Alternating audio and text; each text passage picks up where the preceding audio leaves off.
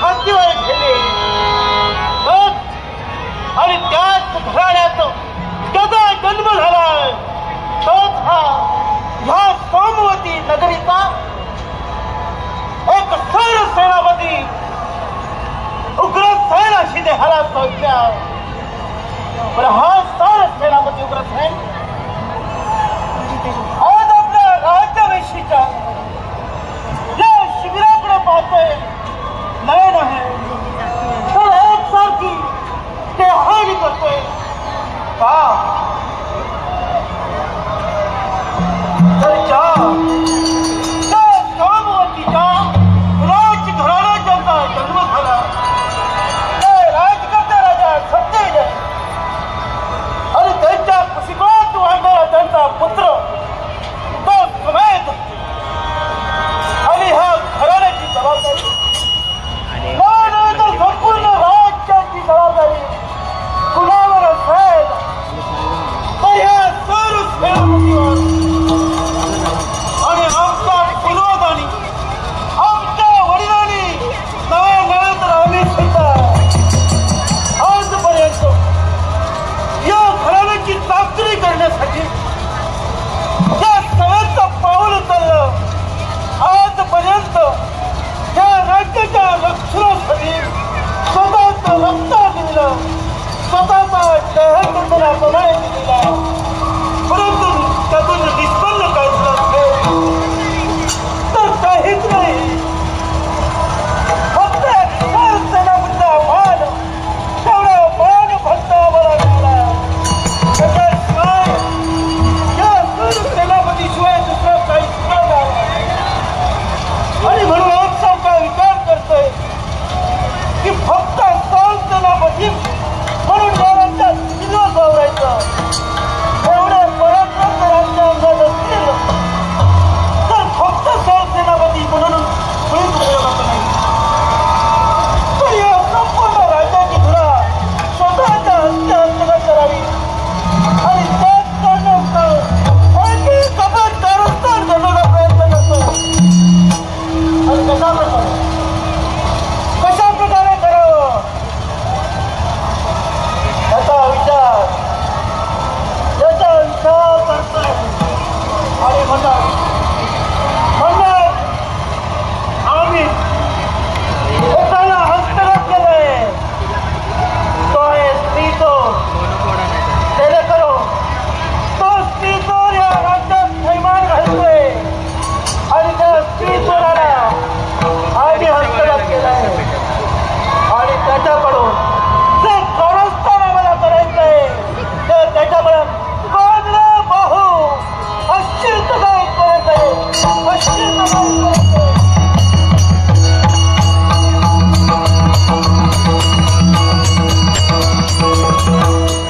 भाषा कर्तव्यात मग्न असतेवेळी अचानक एकाएकी कर्णपटाला आवाज रे भाऊ अशी कसा इथं ये उतरल्या पावलाने इथपर्यंत येणं केलंय. प्रथम सेनापतींना नमस्कार करावा त्यानंतर पुढील कर्तव्य. सेनापती नमस्कार.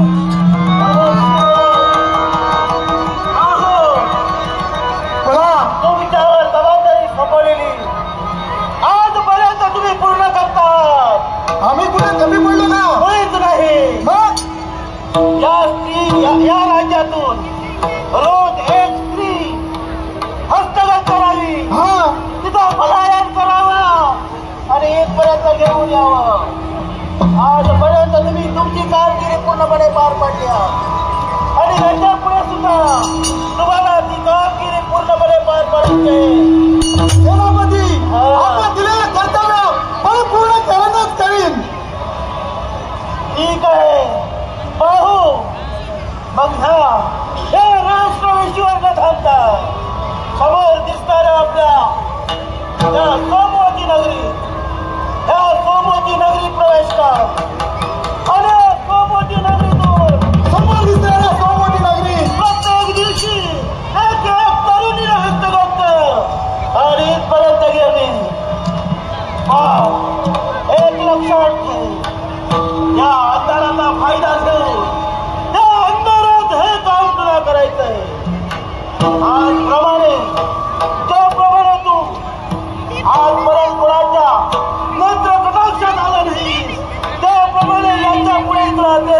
यायचंय. कुणाच्याही नैत्र कशा साधता येतात. एक एक तरुणीचा हौसला करून तिथपर्यंत घेऊन यायचंय. आपण दिलेला कर्तव्य परिपूर्ण करीत तेव्हाच भाऊ म्हणून नाव सांगे. ठीक आहे.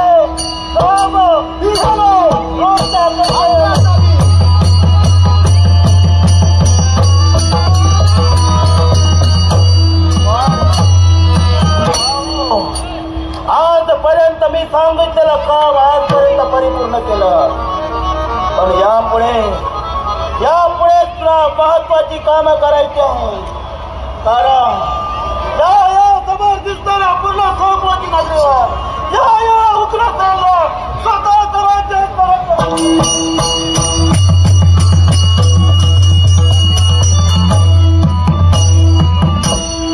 चक्राकार पृथ्वी भ्रमण करत असे. अशा या सद्गुण संपन्न परमात्मा परमेश्वरा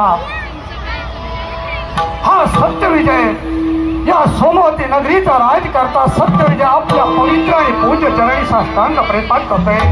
पवित्र आणि पूज्य चरणी साष्टांग प्रेमात करतोय. खरंच या रत्न सिंहासनावर विराजमान व्हावं आणि मनाचं समाधान करून घ्यावं. ज्या देवतेची एक निष्ठेने मी भक्ती करतोय ती माझी देवता माझ्या सदैव पाठीशी उभी आहे. आणि म्हणूनच या साऱ्या राज्यावर शाही छत्रछाया माझ्या राज्यावर या देवतेची आहे. ज्या वैकुंठेश्वराची एक निष्ठेने भक्ती करतोय तो वैकुंठेश्वर माझ्या पाठीशी उभा आहे. आणि याला खरं कारण असेल तर त्या जन्मदात्या मात्या पित्यांची पूर्वपुण्याई. आणि म्हणूनच हे कृपा आशीर्वाद घेऊन आतापर्यंत माझं राज्य सुरळीतरित्या पार पाडतोय. राज्याची सारी सूत्र माझ्या हाती आहेत. सारे प्रजाजन माझ्या नावाचा उदो करतायत. आणि म्हणूनच या राजकर्त्याच्या मनाचं समाधान होते. पिताजींच्या पश्चात ज्यावेळी पिताजीच्या मुखातून निघणारे शब्द बाळ राजकर्ता म्हणजे कोणी सामान्य हौस पुरुष नव्हे रे. राजकर्ता म्हटला की लाखो जीवाचा पोशिंदा. लाख गेले तरी चालतील पण लाखाचा पोशिंदा मात्र जीवित राहायला हवा. पण त्याचबरोबर त्या राजकर्त्याची खरी कर्तव्य कोणती असतील तर प्रत्येक प्रजाजनाचं योग्य तो न्याय देऊन निवारण करणं, प्रत्येक प्रजाजनाचं संरक्षण करणं हे राजकर्त्याचं खरं कर्तव्य. अन्न वस्त्र कुठल्याही गोष्टीची तुल्यता होत नाही. आणि तोच खरा राजकर्ता. राजकर्त्याने स्वर सुखासाठी कधी जगू नये. कुणीतरी म्हटलंय अरे स्वर सुखासाठी जगला तो मेला आणि पर सुखासाठी जगला तो या विश्वाच्या ठिकाणी अमर झाला. आणि तेच विचार माझ्या हृदयाच्या गाभाऱ्यात मी कोरून ठेवले. पिताजींचे आशीर्वाद नव्हे तर त्यांचे विचार माझ्या हृदयाच्या गाभाऱ्यात कोरून ठेवले. आणि त्याचप्रमाणे या राज्याची सारी सूत्र मी एक निष्ठेने पार पाडतोय. आणि या वैकुंठेश्वराचे आशीर्वाद प्रतिदिन तुझी थोडा वेळ का होईना तुझं नामस्मरण करावं आणि तुझे आशीर्वाद घेऊन माझ्या कर्तव्याला मी निघावं. म्हणून म्हणतोय प्रभू तुझी अघात ही अनंता जगिया माया.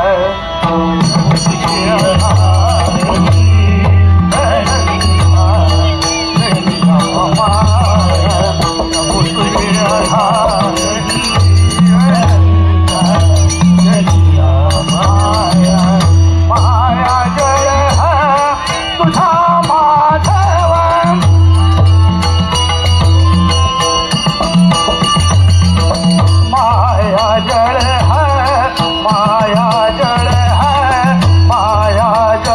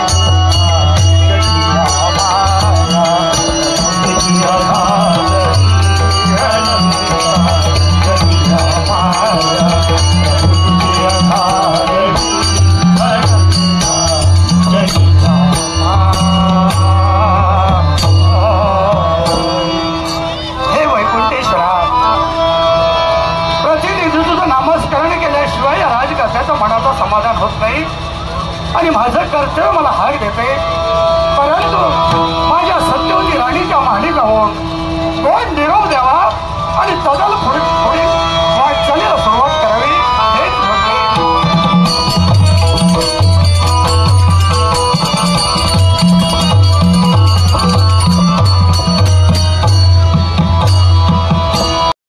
तेव्हा माझ्या बाबांनी डोक्याचा वर पाहून माझा विवाह करून दिला. त्या दिनापासून आतापर्यंत संसार कसा माझा सुखाचा चालला आहे. पण इथे नेमाने माझे नाते सौभाग्याचे धनी राहिले तरी कुठे अकराचे चढे मोतिकांच्या रांगोळ्या घालून महाल कसा सजवून ठेवला ते तो माझ्या सौभाग्याच्या धन्यांसाठी स्वामी लवकरात लवकर या आणि मला दर्शन द्या म्हणत होते.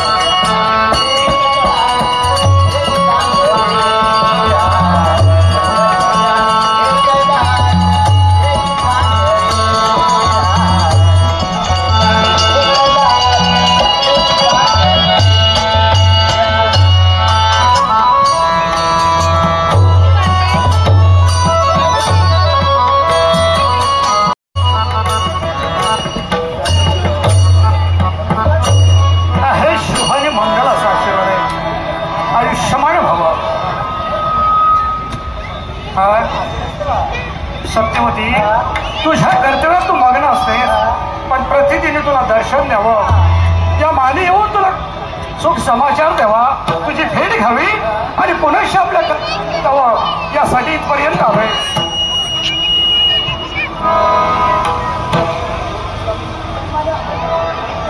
अर्थात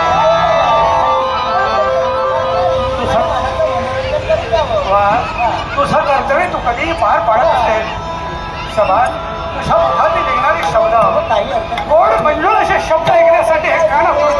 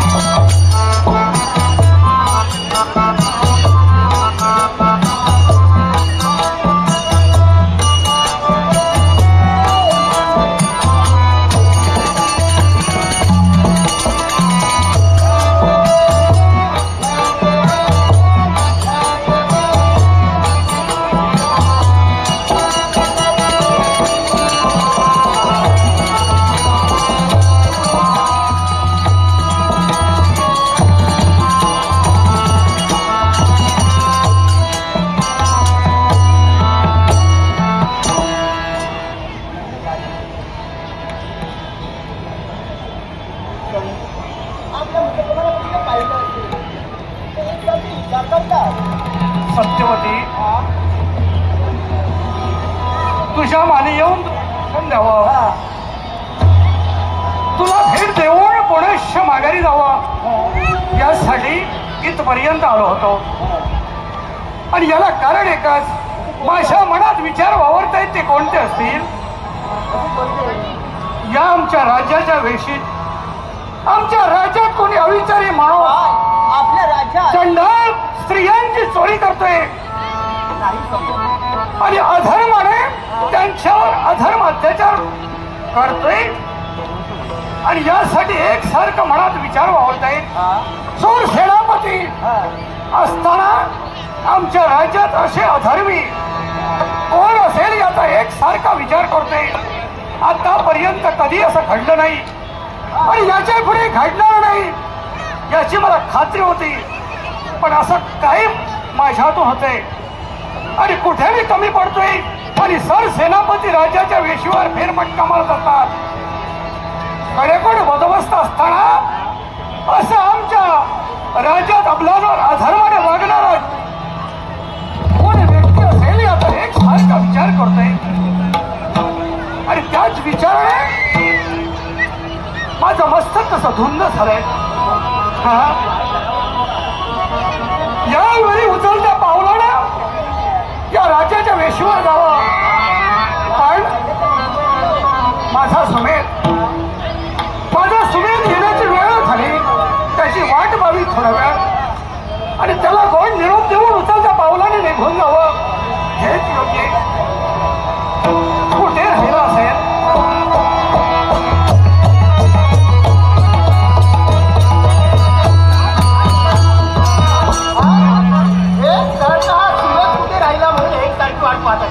पण मनाने माझे कर्तव्य आहेत की नाही? या राजमहालापर्यंत यावं, बाबांचा गौर आशीर्वाद घ्यावा, हात माझा उदात नाही तू. हो, थांबा थांबा, जरा जोरावर थांबा. येतोय म्हणतोय. होय, आलोय या राणी महालाच्या ठिकाणी. बरोबर आमच्या पिताश्री आणि आमची माता विश्रांती घेत असते. आपण आल्याची जाणीव त्यांना करून द्यावी. कोण बाबा? अरे वा, हा तुमचा लाडका पुत्र सुरे. ये बाळ ये. तुझीच वाट पाहत होतोय मला. खरं तुम्हाला महाराज एक सारखं दयाने तृप्त झाल्याचा भास होतोय. खरोखरच प्रतिदिनी तुमची सरळ सेवा करून हा सुरेश आपल्या दिलेल्या कर्तव्य करण्यासाठी राष्ट्रवेशीच्या ठिकाणी दिलेली जबाबदारी पूर्ण करतोय. आणि पुनश्च आपल्या मित्रांसमोर घेऊनही त्या राणी महालाच्या ठिकाणी येण्याचं कर्तव्य करतोय.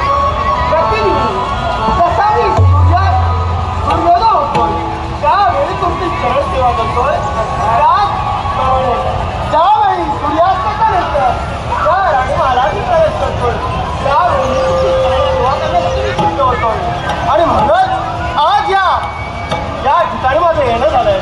ते कशासाठी असेल तर तुमची सरळ सेवा करून जशी तुझी इच्छा, तुझ्या मनातील इच्छा परिपूर्ण करणं हे तुझं कर्तव्य आहे. तुला आमचे आशीर्वाद कृपा आशीर्वाद तुझ्या सदैव पाठीचे आहे. बाबा तुम्हाला दोन माझ्या वस्तूचं चकित करावं आणि माझी काया करावी हा वाटतंय. त्याच्यासाठी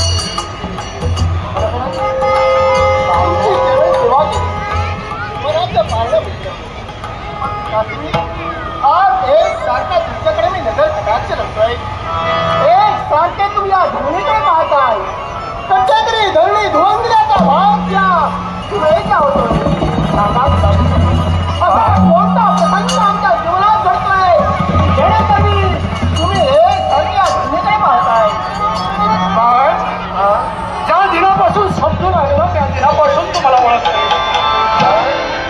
तुझ्या पिताजींचं मुखकमल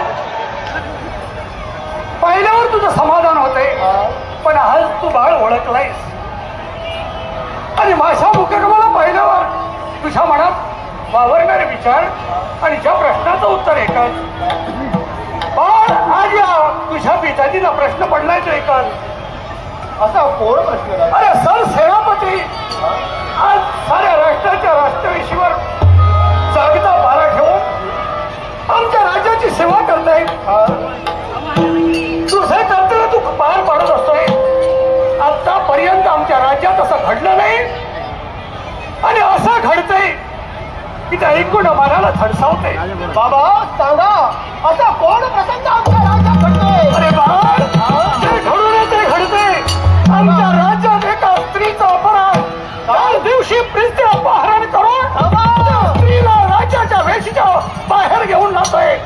काय म्हणताय पिताजी? होय बाळ, आमच्या या राज्यात कुणीतरी स्त्री तो होय निर्माण झालाय.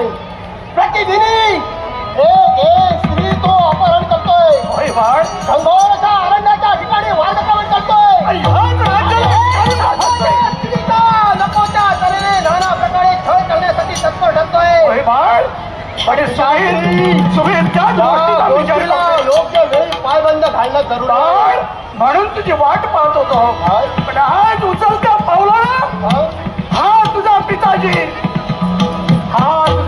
आज राष्ट्रविश्व जाऊन स्वतः जातीविषयीच्या अविचारी माणसाचा शोध घेणार आहे. थांबा पिताजी, काय झालं? आजपर्यंत तुम्ही हा राज्यकारभार सांभाळण्याचं कर्तव्य केलं. अर्थात आज आम्ही योग्य वयात आलोय. तुम्ही आम्हाला तारुण्यात असतानाच योग्य ती शिक्षा प्रदान केली. अर्थात 12 वर्षाचा प्रदीर्घ काळ आम्ही गुरुजयी घालविला. बरोबर आहे. एक विद्येत आम्ही पारंगत झालो. त्या विद्येचं श्रेय म्हणून आज त्या घनघोरच्या अरण्याच्या ठिकाणी आज सुमेध जाण्यासाठी तत्पर होणार आहे. सुमेध, अरे तू जाण्यासाठी तत्पर होतोयस, पण मला काळजी वाटते.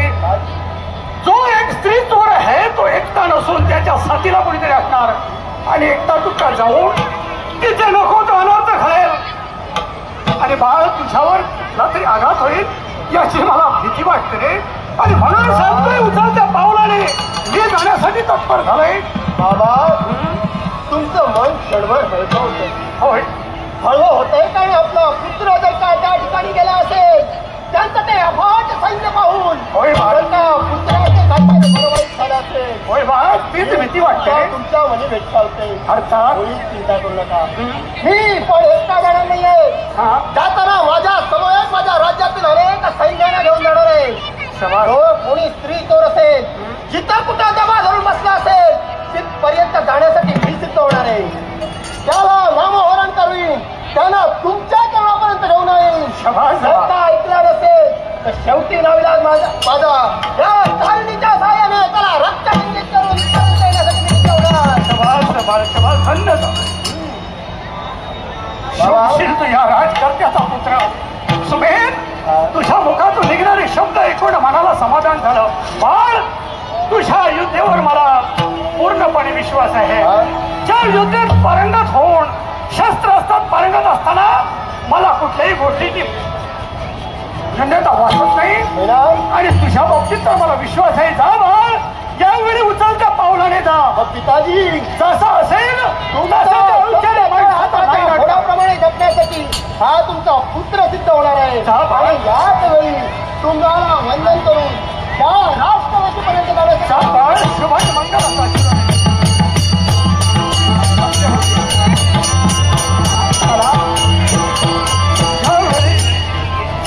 बाळ निघून गेलंय, पण शेवटी सामान्य चोर नसेल.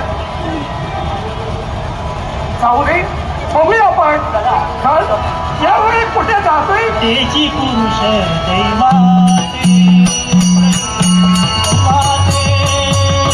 दैवाचे त्याची पुरुष दैवाचे दैवाचे दैवाचे.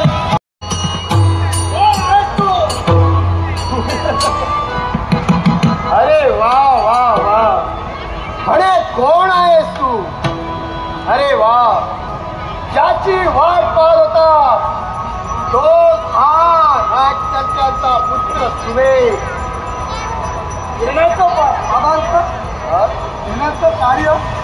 येण्याचं कार्य एकाच गोष्टीसाठी या घनघोराच्या अरण्याचा मी मार्ग पत्करलाय. तोही एकाच गोष्टीसाठी या राज्याच्या ठिकाणी कुणीतरी स्त्री चोर निर्माण झालाय. प्रतिदिनी आमच्या राज्यात येऊन एक एक स्त्रीचा तो अपहरण करतोय, त्याचा शोध घेतोय. अरे राज्याच्या तुझं तिचं कोणी नसून ही दृष्टी आहे ती. म्हणजे ज्याचा मी शोध घेत होतो तीच व्यक्ती आज जर का माझ्या नजरेसमोर उभी टाकली असेल तर ह्यावेळी तुला नाव करण्यासाठी हा शुरावी सरदार मला काय कुणाची भीती. शुरावी सरदार मला काय कुणाची भीती. देहदेश धर्माबाई प्राण घेतल हाती.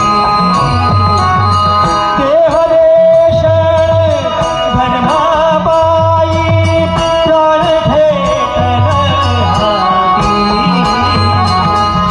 शुरावी सरदार मला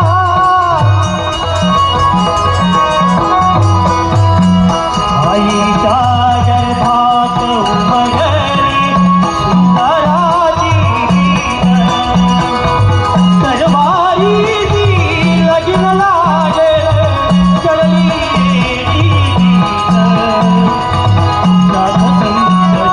चेलून गेली अति पहाडी जाती. देहदेश धर्माबाई प्राण घेतल हाती. शुरावी सरदार मला काय कुणाची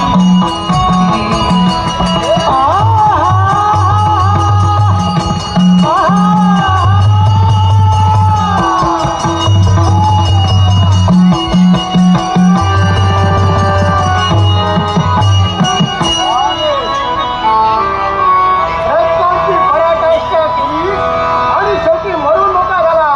जर का सांगून जर ऐकलं असतात तर 4 दिवस सुखाचे जगला असतात, पण नाही. सांगून समजाने आपला पुरवतात, शेवटी मरून मोकळा झालाय. नीट गोड मारतात. माझ्या पित्यांना सांगून याच्यासाठी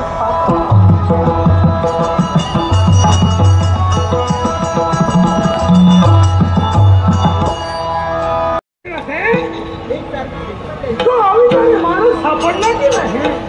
महाराज,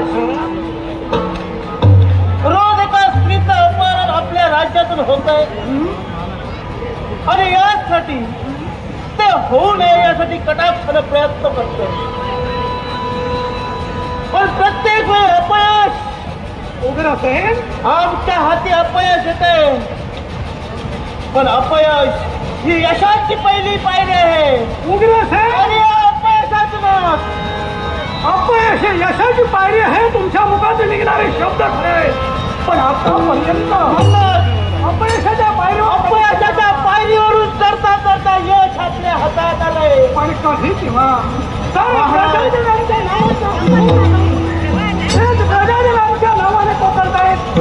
राजकर्ते सिंहासनावर बसून समाधानी जातायत आणि प्रजाजनांच्या माथी हे काय घडतायत आणि कोणाच्या मस्तकी हे या महाराज, आम्ही आमची गुप्तनेतर यंत्रणा वाढविली आणि त्याच्याकडून आम्हाला माहिती मिळाली की तो स्त्रीचं दुसरा तिसरा कुणी नसून आपल्या राज्यात येत आहे.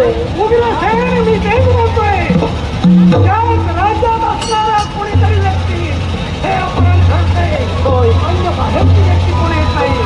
पण महाराज, प्रत्येक वेळी घडतं ते आपल्यापासून सुरुवात, आपल्या राज्यात होते. आणि अशी व्यक्ती कोण आहे हे आपल्याला अजूनही कळत नाही. महाराज, ती व्यक्ती कोण आहे ते सुद्धा समजलंय. पण महाराज, लहानपणापासून आजपर्यंत या राज्याच्या सेवेसाठी आम्ही आमच्या त्या चंदनाप्रमाणे शिकवला. तुमच्या पायाचे पायी बनलो. एवढंच नव्हे तर प्रक्रियांची परकीयांची आक्रमण आम्ही आमच्या निधड्या छातीने झेलली. आणि म्हणूनच हा राज करता. पण महाराज, आतापर्यंत निश्चिंत मनाने या राज्याचा राज्यकारभार सांभाळतो. पण महाराज, तो व्यक्ती कोण आहे ते तुम्ही मला विचारू नये आणि मी तुम्हाला सांगू नये. उग्रसेन आपल्या बोलण्याचा मतदार तुम्हाला कळत नाही.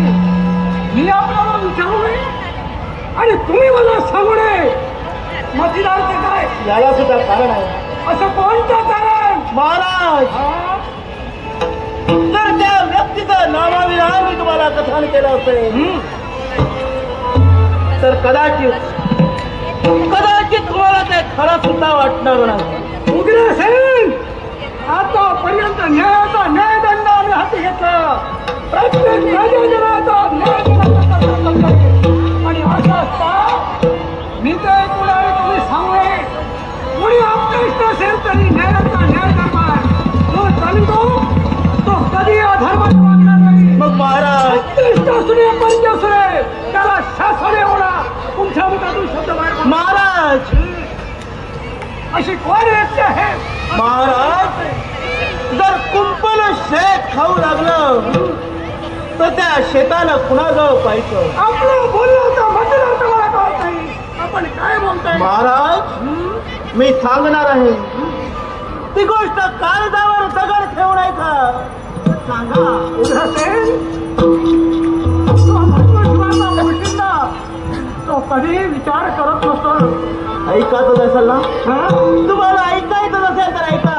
ऐकायचंय. महाराज, प्रतिदिनी या राज्यातून एका स्त्रीचं अपहरण करणारा दुसरा तिसरा कुणी नसून तुमचा पुत्र सुमेध आहे.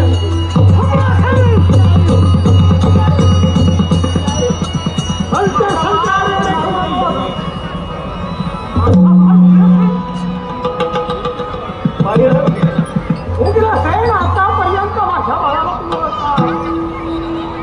तुमच्या बाळाला फक्त ओळखतच नाही आणि शेवटी लहानाचा मोठा केला. उग्रसेन नको त्याचं नाव घेऊन मोकळा होता.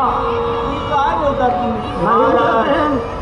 महाराज, संगतीचा परिणाम आणि या दुसंगतीनं तुमचा पुत्र वाया गेला. तुमचा पुत्र वाया गेला महाराज. उग्रसेन, म्हणजे माझा सुमेध हे प्रकरण करतोय. होय असं प्रकरण माझा सुमेध करतोय.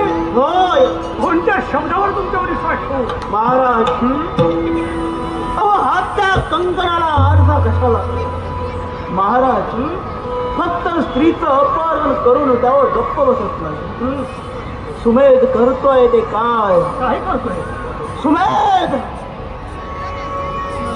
वेशीच्या माडीवर बसतोय.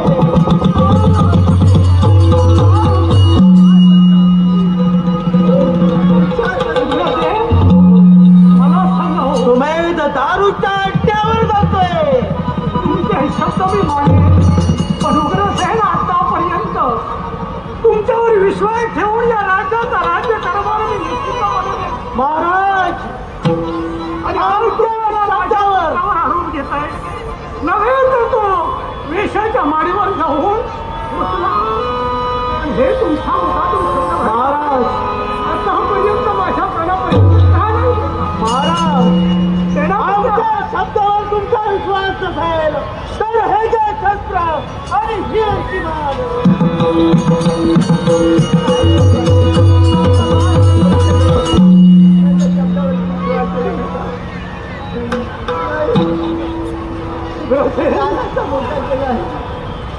जर का स्वतःचं शस्त्र घेऊन आमच्या हाती देऊन आपलं मानिमाचं सिर भरावेला करण्यासाठी तत्पर होता. खरोखरच सेनापती आहात तुम्ही. तर सेनापती म्हणून आपले काम तुम्ही योग्य रीतीने पार पाडतात. तुमचं म्हणणं बरोबर आहे. महाराज, तुमच्या मुखातून निघाला कोणीतरी येण्याची चावल लागतंय. महाराज कुणीतरी येण्याची चावल लागते. पण जर का सुमेध असेल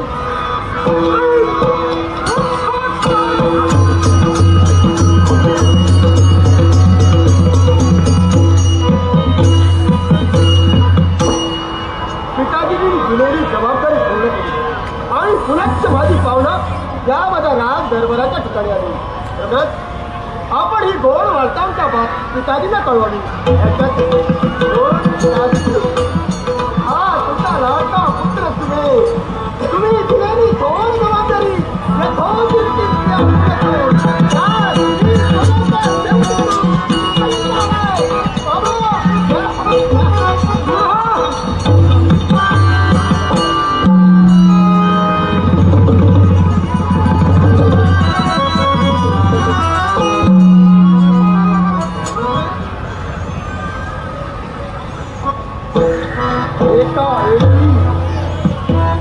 सुखद वार्ता माझ्या पिताजींना कळली त्याच्या चरण सेवेसाठी त्यांच्या चरणाकडे झुकतोय जाईल आणि तो देश माझ्या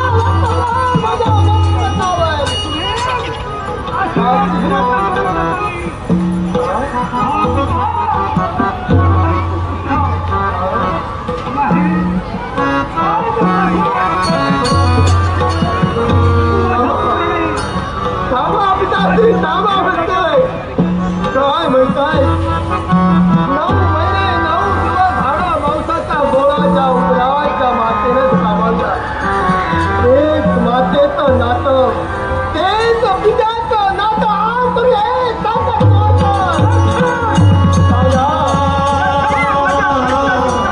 माझा पिताश्री असा कोण प्रसंग तुमचा समवेत यावेळी म्हणजे मी येण्याच्या पूर्वी निर्माण झालाय. नक्कीच तुमच्या मनात कुणीतरी काहीतरी माझ्या सांगा माझ्या बद्दल कोण असा निर्माण झालाय की या पिता आणि पित्याचं नातं तोडण्याचा प्रयत्न करतोय. सांगा त्यांची जीवा या मुळापासून तोडण्यासाठी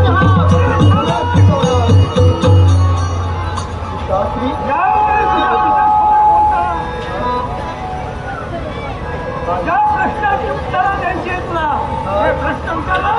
त्या प्रश्नाची उत्तरं जर का समोरच्याला मिळाली जरूर विचारा. तुमच्या प्रत्येक प्रश्नाचं उत्तर हा तुम्हीच देणार. सांगा अरे सोळाला चोरी चावली केली असते तर मेळाच्या दारात भरलेलं नाही. माझ्या प्रश्नाचं उत्तर तुला द्यायचे. चोराने चोरी केली असता तर न्यायाचे दरबार भरले नसते. सांगा कोण आता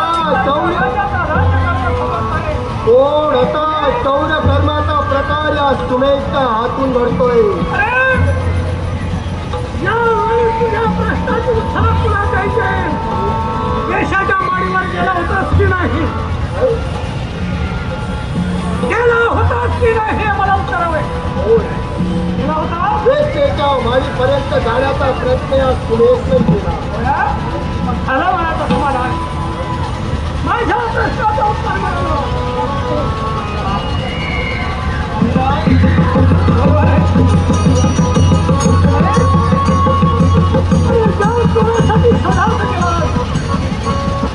ज्या या पिताजीच्या पोटी जन्म घेतला त्या पिताजीच्या नावाला कळंब फसला. राजा कोण दाखवू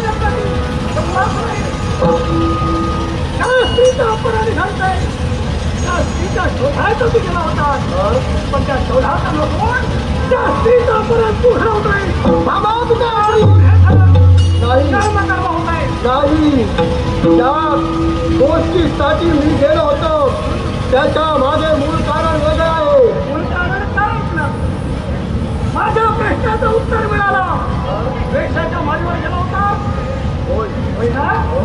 मग त्या स्त्रीच्या शोधाचा नको स्वतः तुमच्या करायला तत्पर झालाय. म्हणजे तुझ्या बाबतीत सारं मला काही कळलंय. अंतसंचार घेण्याचा प्रयत्न करू नको. म्हणजे प्रतिदिनी जे स्त्री चौर्य कर्म होत आहे ते दुसरा तिसरा पुण्य करून हा सुमेध करतोय असं तुमचं म्हणणं आहे. पिताश्री क्षणभर मला हसू येतं तुमच्या बोलण्याचं. हो, ज्याच्या पोटी हा पुत्र जन्माला आला, त्या पित्याचं कर्तृत्व काय, त्याचं कर्तृत्वावर पाय ठेवून हा सुमेध एकसारखा चालतोय. हा ज्या वाम मार्गाकडे वळेल काय? तुम्ही तरी सांगा की हा सुमेधच्या मार्गाने जाईल काय? सुमेध मला खरं वाटत होतं, हा त्या पित्याचा पुत्र असा करू शकत नाही. होय ना? पण जे जे प्रश्न मला उद्भवत होते, त्या प्रश्नांची उत्तर मला सेनापती म्हणजे पिताश्री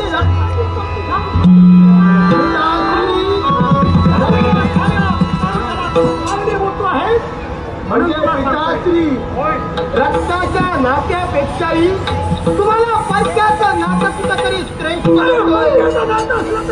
पैशाला दिलेला शब्द तुम्हाला कुठेतरी श्रेष्ठ वाटतोय आणि म्हणूनच तुम्ही या पुत्राला नाना तऱ्हेची दृष्टीला देण्यासाठी सिद्ध होताय. नाही हाती घेऊन या राज्याची सारी सूत्र सांभाळतोय, सांप्रत साऱ्या जनतेला न्याय देण्याचं कत्र करतोय. जर का तुझ्यातून असा धर्म घडत असेल तर या राजकारणाने कोणाकडे बघावं. बरोबर आहे तुमचं. राजकारणाला तोडण्या करण्याचा मार्ग राहणार नाही. बरोबर आहे तुमचं. कारण लाख जीवाचा पोशिंदा तुम्ही आहात. प्रत्येक प्रश्नाला तोंड तुम्हाला द्यायचंय. प्रश्न कोणताही उद्भव त्याला समर्पक जर का न्याय देणारा असेल तर तो न्याय कोणत्या बाजूने लागतो ह्याच्याशी तुम्हाला देणं घेणं नसतं. सांप्रत त्या ठिकाणी आपला पुत्र का असेना त्याला तुम्ही नाना तऱ्हेची दूषणं देण्यासाठी सिद्ध होतात. मला त्याची चिंता नाही. पण मला सांगा, आज या अपराधाचं शासन तुम्ही मला देतात. सांगा काय असा अपराध त्या माझ्या हातून घडला फक्त त्या स्त्रीतो म्हणून खोटा आरोप माझ्यावर तुम्ही लावता. खोटा नसून तो खरा आहे आणि तो मला सत्य वाटतोय आणि न्यायाचा न्याय दरबार मी चालवतोय. अर्थात तुला भरलेल्या न्याय दरबारच्या ठिकाणी जर का तुम्ही शासन करणार आहात तर ते शासन स्वीकारण्यासाठी हा तुमचा पुत्र सिद्ध राहणार आहे. पुढे यावेळेला तुझ्या समोर तुला सांगाय हे शासन देतोय, हे शासन कोणतं शासन?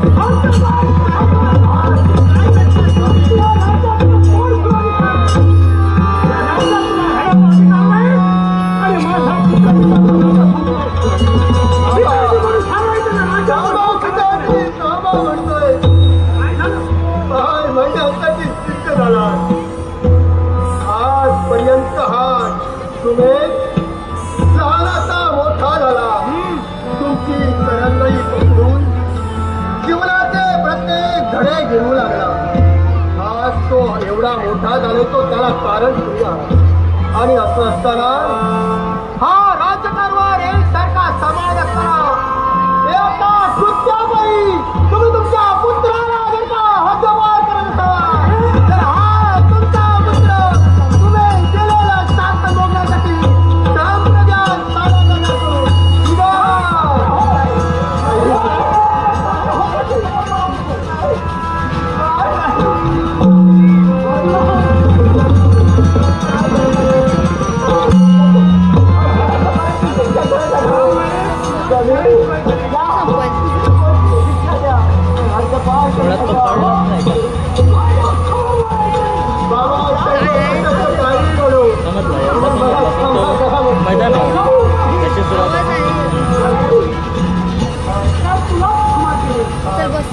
मित्रांनो, फायनली घरी पोचलेलो आहे. काका झोपलेत त्यामुळे मोठ्या आवाजात बोलत नाही आहे. तर आपण जो फेस्टिवल बघितला कोकण महोत्सव, तर दशावतार चालू असताना आपण संपूर्ण बघितलं नाही. निघालो आपण डायरेक्ट, खाल्लं पिल्लं मग निघालं. ते का दाखवत बसलो नाही, बोला तर घरी निघूया. तर भेटूया आपण लवकरच आपल्या नवीन व्हिडिओमध्ये. तोपर्यंत बाय.